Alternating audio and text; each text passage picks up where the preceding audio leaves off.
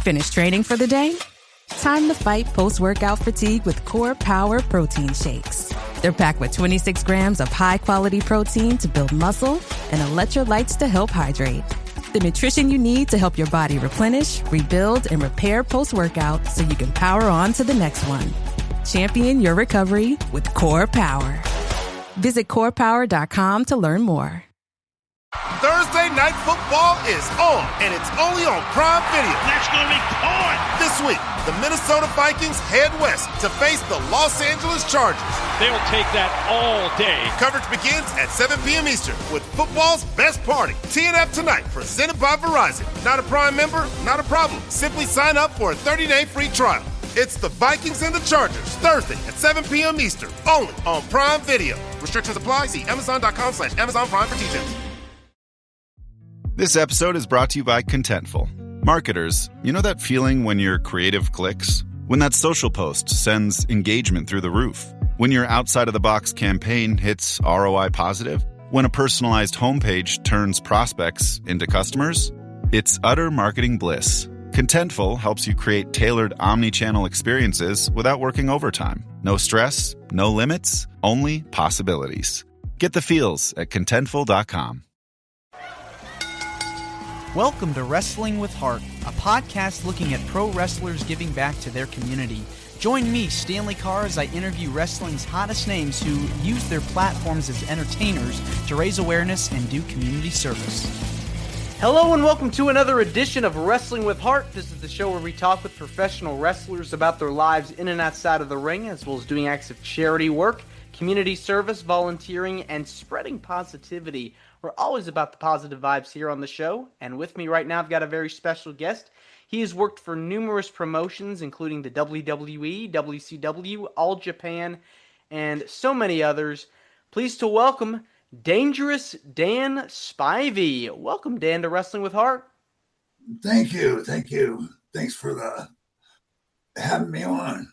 Absolutely. So, tell me about your childhood. Where did you grow up? I grew up in Citrus Park, Florida. It's about 10 miles north of Tampa. Basically grew up in an orange grove. Threw a lot of oranges when I was a kid. So that's how I became a pretty good baseball player in my early days. And always was going to be a baseball player. I was going to buy my mom a pink Cadillac and go from there. Okay, so I guess like you picked a lot of fruit, like oranges, as you mentioned. You get your fair share of oranges. Yes, sir.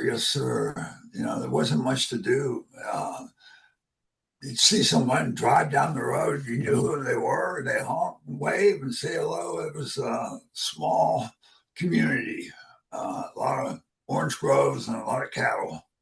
Wow, so countryside then. Yeah. All right. So now, was wrestling always something that you grew up around? Were you a fan? Were you was that something you wanted to? Oh yeah, I loved wrestling and watching it on TV. Of course, there wasn't much of it on TV, but my one of my uncles would take me to the matches in Tampa on Tuesday night at Armory. And so I got to see a lot of live events, and I was always a fan. Always wanted to be a wrestler. I just didn't know how to do it, but it eventually came up. Who were some of your favorites that you idolized? Oh, gosh, Eddie Graham, the Great Malenko, the Briscoe brothers, Terry Funk, Dory Funk, Harley Race. He was a good one. And Terry Funk was a mentor to me after I got into the business. It's pretty close to the Funk family. Those are some real good ones. What was it about Terry Funk that made you go, man, this is cool. I love this. How do I get involved? What was it about his style? I just liked his. He was a great character. I mean, you thought of him as a Texas cowboy, a tough guy, and he was just bizarre with the stuff that he would say. And it was just very interesting to me. And luckily enough, we became good friends, and he got me booked in Japan when nobody would give me a job. He got me a job over in Japan, and which was the biggest break of my career is when I started working in Japan. Before I got into wrestling, I had no idea what it was like over there. I had no idea that I would ever go there, much less, be in demand over there. It was, I finished up with Vince. They let me go early, but I had met Terry. And back then, there weren't any territories, they were starting to phase out. So I was in a bind. I owed $18,000 to the IRS and had no job to go to and didn't know what I was going to do. I got a call from Terry, and he says, Dan, how about it? Would you be interested in going to Japan? I said, yeah, that's great. I had no idea that he was going to be able to do this. And but I learned later that Terry had a lot of pull over there. But anyway, he calls me back. He says, Dan, I got you a job over there. They wanted to pay you $3,500 a week, but I told them you were the kind of guy that you would just come over for $3,000 a week. Mm-hmm. So you know where the other 500 went, don't you? It went in Terry's pocket, probably.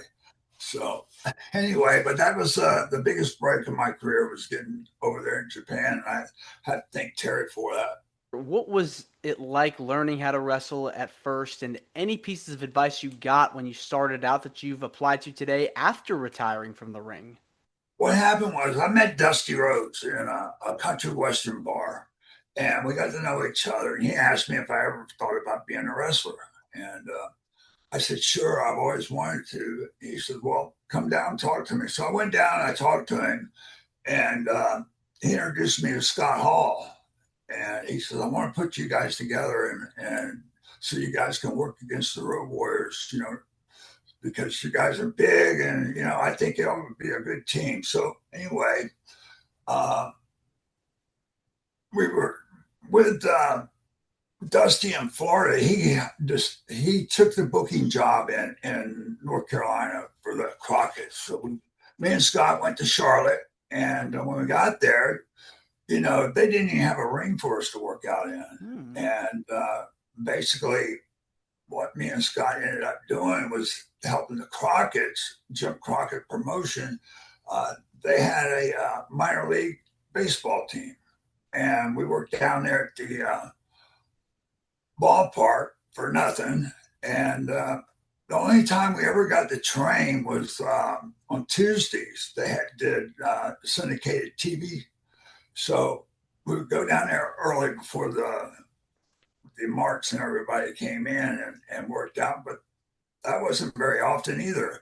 The biggest thing that helped me was Ricky Steamboat. Ricky had a gym and allowed me to work out there for free, and got to know him pretty good. He started going to the TV tapings really early so he could work out with me, and he showed me a lot, and he became a good friend. And anyway, so me and Scott were starving to death in Charlotte, and Harley Race came to town. And so I was talking to Harley, and I was telling him, we're not getting any work. We don't even have a place to work out at. And he says, well, I have a territory in Kansas City. He says, come to Kansas City and I'll find you some work. So me and Scott loaded up along with my wife, and we'll go to Kansas City, go to the office, and this guy says, can I help you? I said, yeah, we're looking for Harley. He says, Harley he's not here, he's in Japan. I said, well, we were supposed to meet Harley here and go to work. He says, he says, these guys are some pretty big guys. He says, we'll put you to work. His name was Bob Geigel. And so that was the start of our career, was in Kansas City for me and Scott. Dusty had named us the American Starship. Have no idea why he did that. And I couldn't find out what kind of, rhyme or reason for us to be called the American Starship, Eagle and Coyote. and that was the start of everything. Florida, Missouri, that's a pretty big move. Yeah, it was, and it was just took it on chance, the whole deal. There was times we were thinking, was it all worth all this? But it turned out good. I think it's pretty fascinating. Dusty is someone that people still look back fondly of when it came to coming up with talent and helping talent grow foster into superstars. And so he had a knack for really coming up with pretty cool gimmicks and characters and mentoring young superstars to be big. And so getting the chance to learn under him, what was it like working with Dusty Rhodes? Well, it was tough because he didn't really help us. He got our foot in the door, but he didn't help either me or Scott. It was Ricky Steamboat was the one that really helped me up, and Terry Funk. Um, like I said, Ricky had worked out with me a few times, and you know, I was in Kansas City. I didn't like Kansas City. I hated it out there. We were driving 3,000 miles a week for $200, Really? and it was pretty rough. And I called Dusty, and he said, "Well, come on back. Tell Scott to stay there. I'll bring you back." And when I got back to Charlotte, about started that again. He didn't give me bookings or anything. Uh, but I was training down at working out at Steamboat's gym. And Ricky says, "Get me some pictures together and I'll take them to New York." Now, I've been in the business for less than a year. And Ricky took the pictures to New York, and they brought me in and they teamed me up with Mike Rotunda because Barry had left and they had the American U.S. Express or American Express. I think it was American Express. And I took Barry's place, which was a huge break for me. Luckily, Mike Rotunda took good care of me and showed me the ropes, and he helped me an awful lot, and because I was green. But, I was a good student, and I think because it worked out pretty good for quite a while. And that was a Yeah. huge. Yeah, it was the U.S. Express, I believe that was the team, the WWE. Um, it was Mike Rotunda and Barry Windham. You came on board, and so learning under Mike, anything that you remember learning from him that stuck with you today? Oh, gosh. Mike, Mike taught me, the things to do in the ring and things not to do in the ring. And he was very patient. I was saying that, but and we're still friends today. Uh, know his family quite well. Uh, but Mike was he was a good teacher. He really was.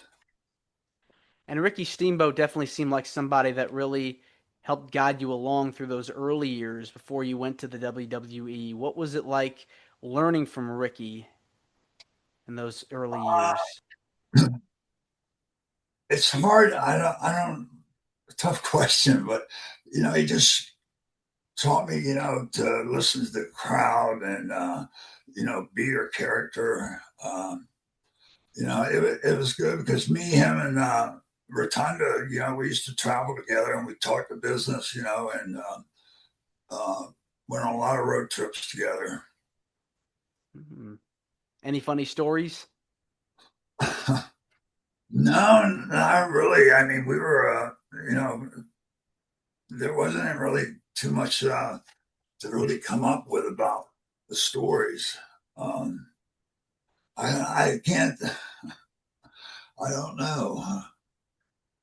Well, it's Um, you have those moments where there's like camaraderie on the road. You're seeing these guys 300 days a year going up and back without really a lot of breaks, and you're away from your families, and you've got time to entertain yourselves and being able to share laughs and go to dinner and go to the hotels and it really was like a family environment. Yeah, those guys were pretty quiet. Of course, there's all kinds of stories out there, but we were pretty, more more into just taking care of ourselves and talking about business, doing things. But I'm writing a book, and in the book it tells about my bringing up and what kind of life I had. It talks about going to Japan and learning how to wrestle over there, and it covers a lot. I would say that you know most of the craziness wasn't so much with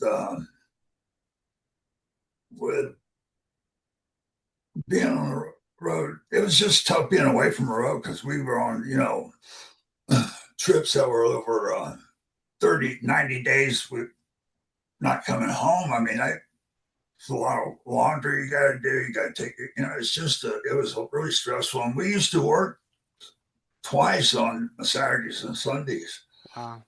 traveling around. But the book covers, my life story, about how I got in the business, and about, the things that happened as far as, my upbringing. The life I had before wrestling was quite chaotic and had a lot of demons in it, and I overcame a lot. Then I got into wrestling and more demons came up, and then I had a 12-year period where I just was had a lot of problems with demons, my drug and alcohol abuse, uh, and in the book it tells about my life story, and what I'm trying to get across to people is that no matter how far down in the bottom you go, you can survive and turn your life around and become successful. And want to let people know, no matter how tough everything gets, there's a way out, and that leads to a life that's very fulfilling. Do you remember the first time you encountered a drink?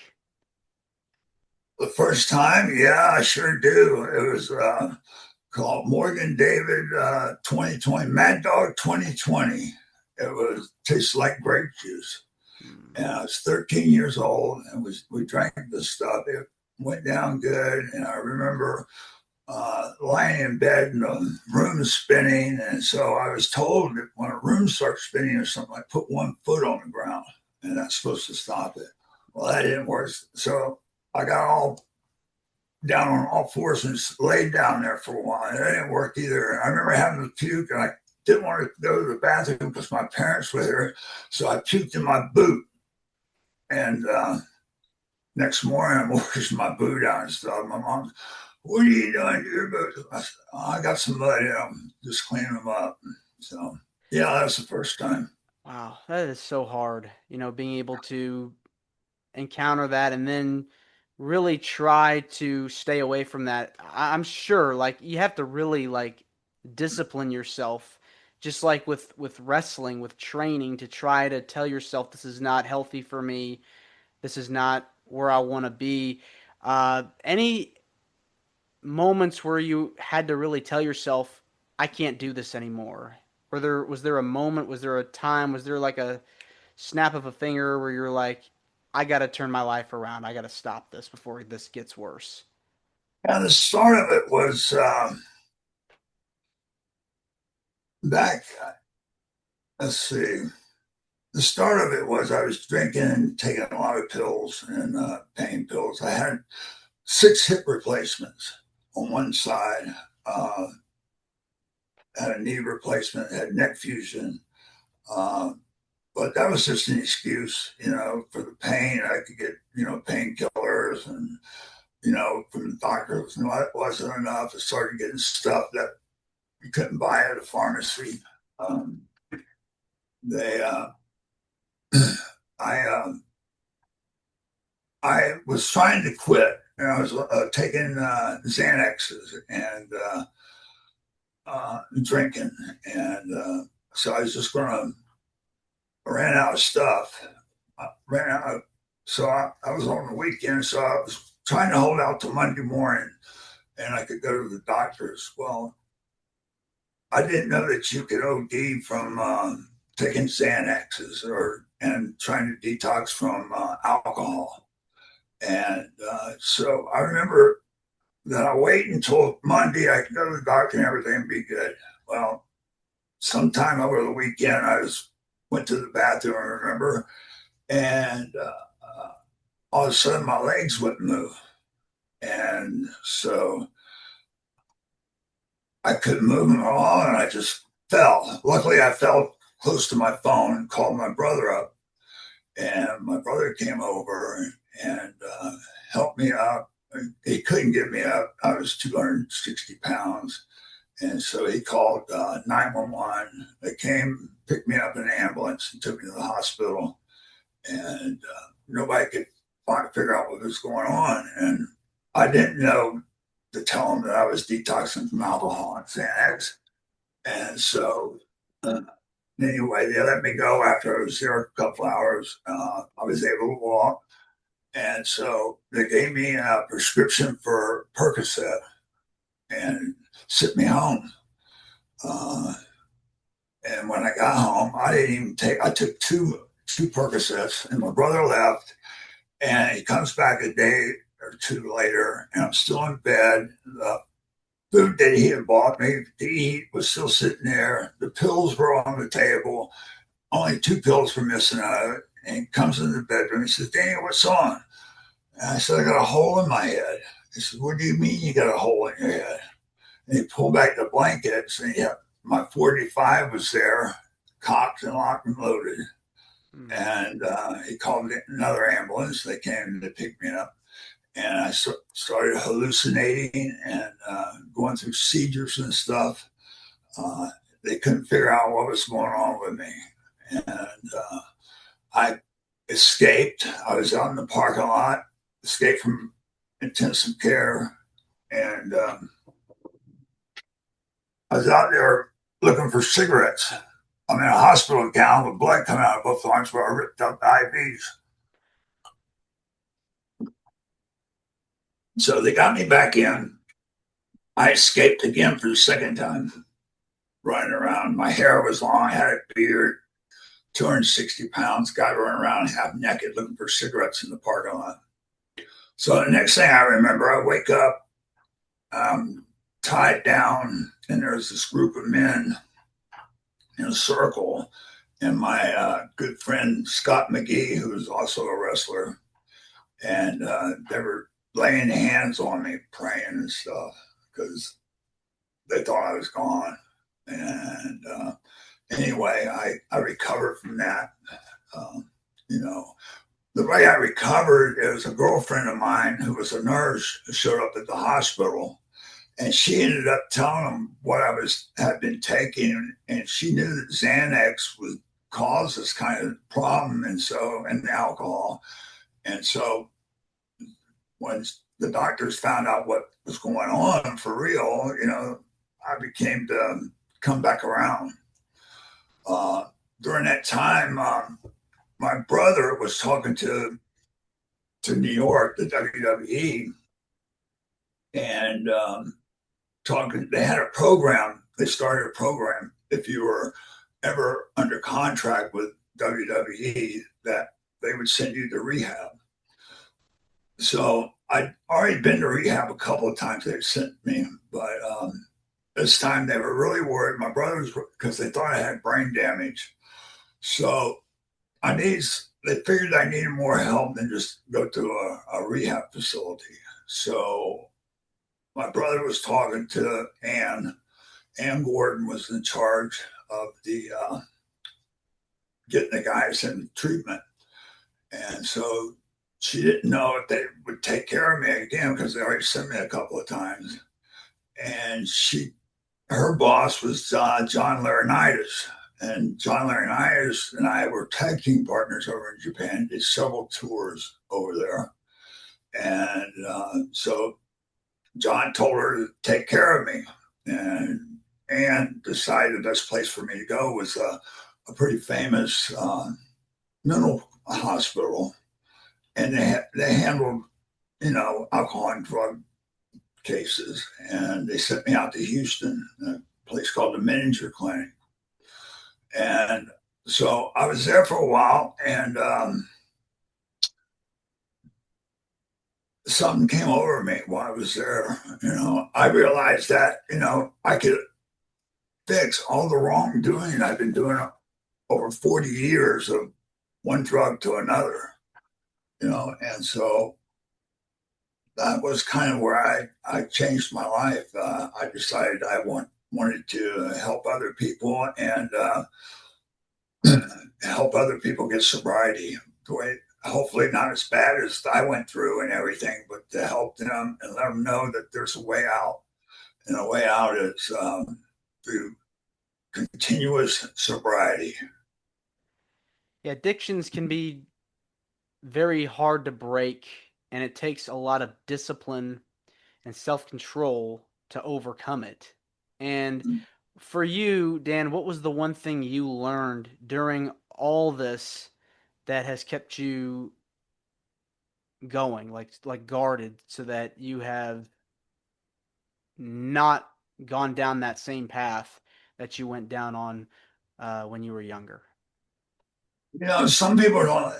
It doesn't really give them a choice because addiction is very powerful. I mean, if you're addicted, you just can't. I couldn't do it on my own, and I don't think most people can. You have to find a reason, and the reason was that I couldn't keep continuing on living the way that I was living, and didn't want to do it. And the purpose of me getting sober was all about that I could change uh, the way people looked at it and show them the way in which we need to take care of your problem. Yeah. Now, when you talk to the groups of people that you're trying to mentor, what are some things that you tell them and their reactions when they come to you for advice, or when they come to you and say, "Thank you, Dan, for everything that you've done to help me get through this period of time"? Well, it makes me feel good. I'm glad that I can help them, and if I can, save them from the heartache that I went through and all the crap that I pulled on people and stuff. It's very rewarding to me. But I just want to help people. And it's tough for people. It really is. It's hard, but it can be done. I mean, if I can do it, anybody can do it. Trust me.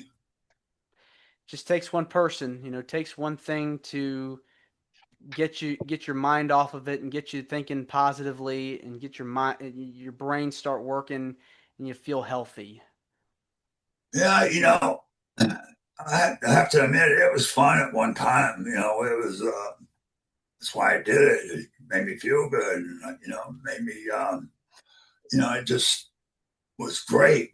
But then it gets to where it's hell. It's living hell to go through and want and crave and doing the things that you do just to satisfy your cravings for it. Uh, it tears families up. It's just very, very hard for anybody to just get sober on their own. It is. But you've been able to help so many people out. So that's got to make you feel good inside though, because you're paying it forward. Yeah, it to see people change their lives, you betcha. It makes me feel good because and it's young people that have their whole lives in front of them, and they can get on the right path and listen to some suggestions and stuff. That was the big thing for me. Was I started listening to other people who were successful, and that helped me tremendously. Yeah. So the biggest thing I can do is live by an example. And, if they do some of the five things that they are taught in rehab, it's it can be very rewarding. Definitely. On the lighter side, you've gotten to share the ring with so many different people and teamed up with so many people over the years, including uh, The Undertaker when he was Mean Mark Callis. What was it like working with him back in the day? It was fun. I really like Mark. I I never thought he'd be as famous and as good as he really is, and has turned out. He's probably the best big man that ever worked in this business, and he did a great job with the gimmick. And he's uh, he's a hell of a talent, and he's a good guy too. And you also played a character in the WWE Waylon Mercy, which kind of was influential with coming with the Bray Wyatt character as well, which we saw later on. And you were very one of the people that kind of helped create that character alongside Wyndham. What was it like working with Wyndham or Bray during the early part of his career?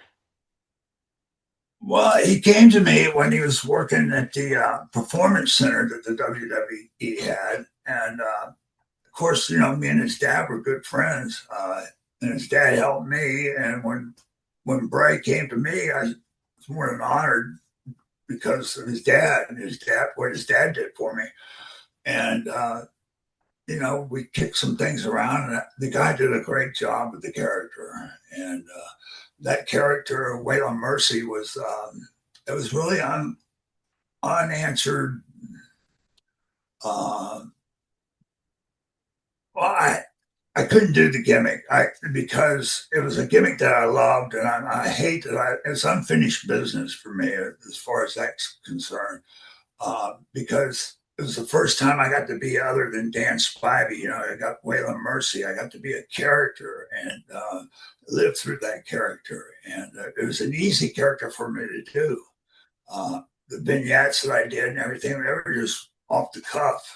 Wasn't no script I read or anything like that. I just did them, and it was easy. And Bray did a great job with the character, and it really made me feel good, that he was so successful with the character. Waylon Mercy,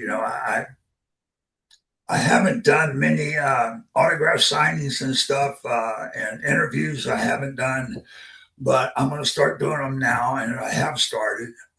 You're one of the first people I've dealt with, and I just want to get out there and share the thoughts of Waylon Mercy and have fun with it, and also talk to people about drugs and alcohol, and try and help them, help people to succeed. That's all we can do. One person at a time. You can save somebody's life. It just goes a long way. You had mentioned earlier you've got a book that you're working on. What made you decide to write one?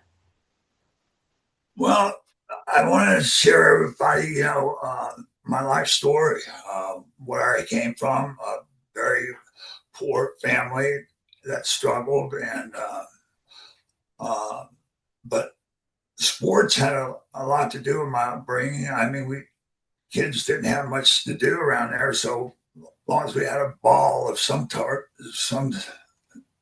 sort, uh, we played. I loved sports, and I was pretty good at them. I always wanted to be a professional ball player, baseball player, but I wasn't a very good hitter. But when I got into high school, I started playing football, and it turns out I was better at football. Uh, I was heavily recruited. There was over 200 colleges that you know recruited me, and I ended up going to the University of Georgia. Go Dogs! And uh, that's when I went to the University of Georgia on the hopes and dreams of playing professional football. I was pretty good, and but I had an injury. I got my knee hurt, and that was the story of my life changing for the worse. Unfortunately, I got hurt, and I wanted to be operated on it right away. And University of Georgia didn't want that. Coach Dooley didn't want me to get operated on. He said that, I would still be able to play goal line defense and short yardage defense where I didn't have to run that far, hopefully. And so it was like 16 weeks later before I ever got operated on. I wanted to be redshirted my junior year so I could have another year to get my knee back in shape because I wasn't ready to play. I knew I wasn't. And he forced me to play, So I was still drafted by the New York Jets on my past performances. It wasn't because of what I did my senior year. And when I got up to New York, I didn't go to New York when I was drafted. I ended up going to the World Football League first. Played for the Jacksonville Express, and they didn't last long. They ran out of money. And so the next year I go to New York because they still had the rights for me.